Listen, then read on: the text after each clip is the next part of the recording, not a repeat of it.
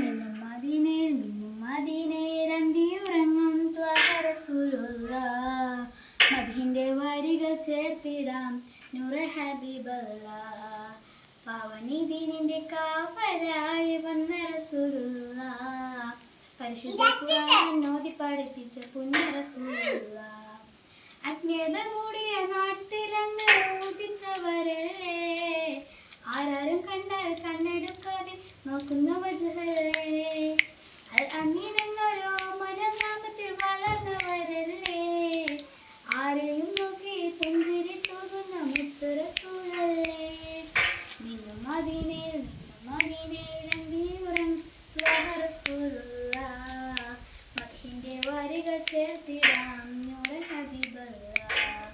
പാവനിദീനിന്റെ കാവലായി വന്ന റസൂലുള്ളാഹ്. പരിശുദ്ധ ഖുർആൻ ഓതി പഠിപ്പിച്ച പുണ്യ റസൂലുള്ളാഹ്.